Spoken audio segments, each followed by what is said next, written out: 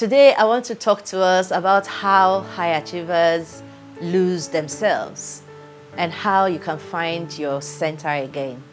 I once had a client, Amara. I call her the woman who forgot to breathe. Amara was gorgeous, the kind of woman who turned heads when she walked into a room, not because of her clothes or her beauty, but because of her presence. She was clear, focused, driven, a woman who knew her direction and moved like life itself was unfolding at her command. Amara was a high achiever. She was the founder and CEO of a fast-rising consulting firm in Maryland, USA. She's a single mother of 2 children, a board advisor to 3 non-profit organizations, and she played single-handicap golf in her teens. People spoke her name with admiration. She has it all. She's unstoppable. If only I could be like her.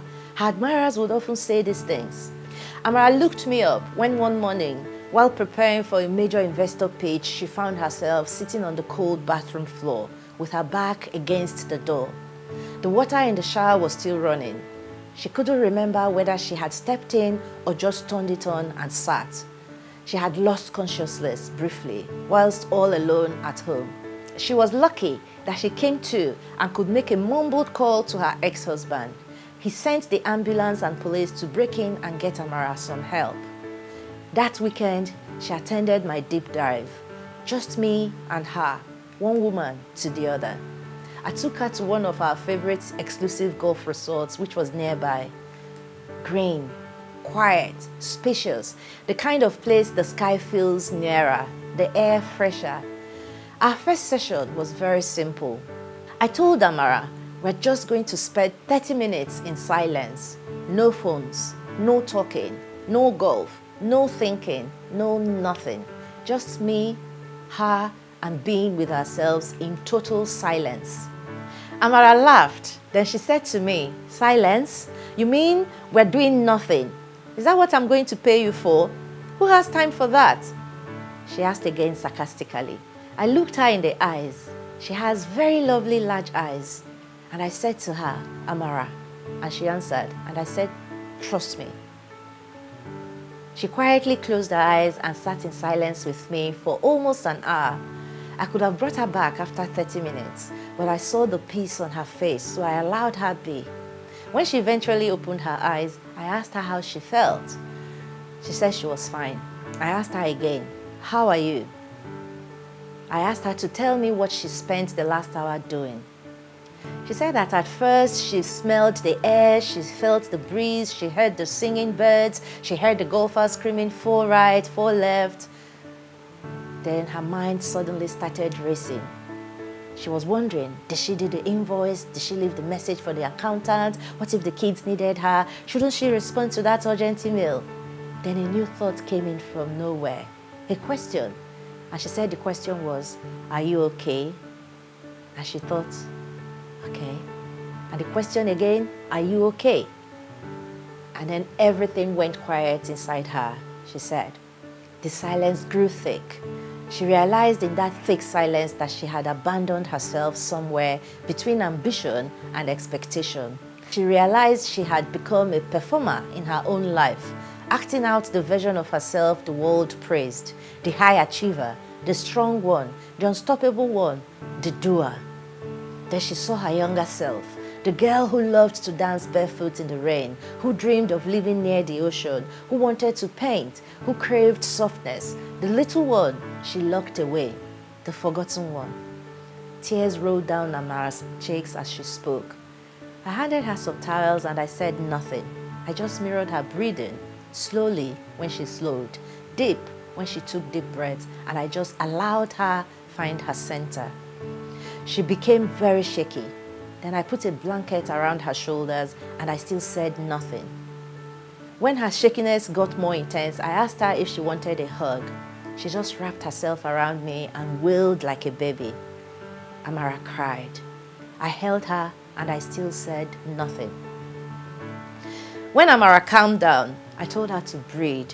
And then I did some deep breath work with her. I mean, the kind of breathing that brings you back into your body, back into your soul, the kind of breath that reminds you that you are still alive.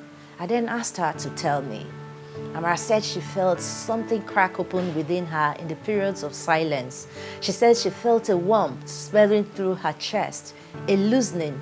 She said she felt her heart and heard her heartbeat again. She said she was tired, very tired.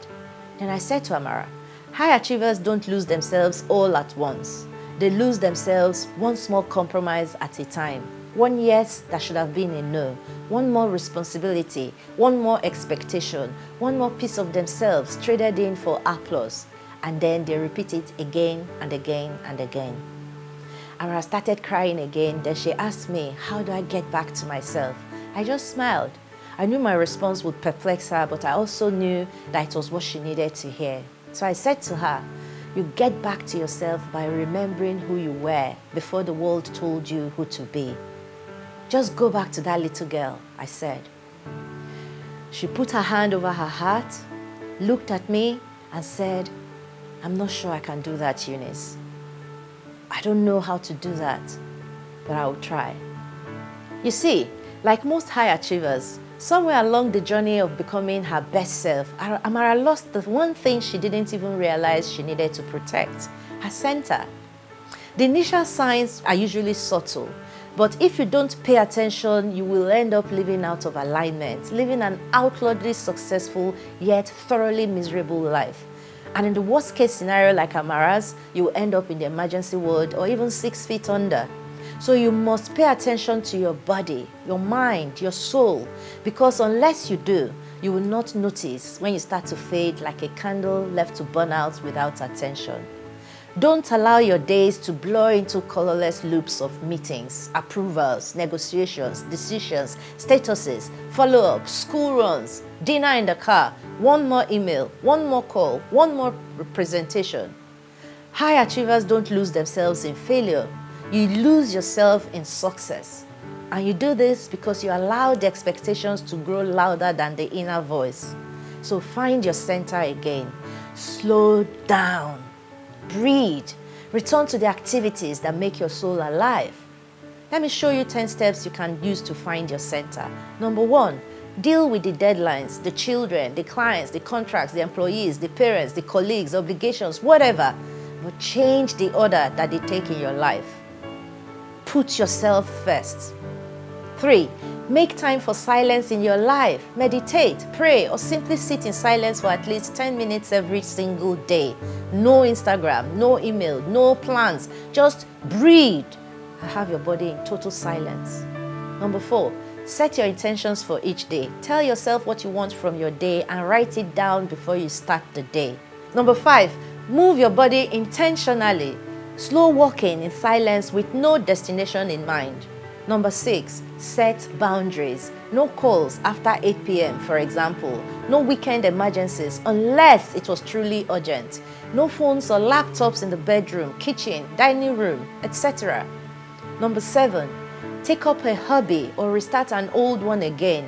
Gardening, golfing, writing, painting, joyful splashes of color, whatever. Number 8, check in with your close friends and make time to hang out with them. Call them for a deep chat. Share meals together, go dancing, take walks with them. Number 9, spend quality time with your family. Ask them how they are doing and listen deeply.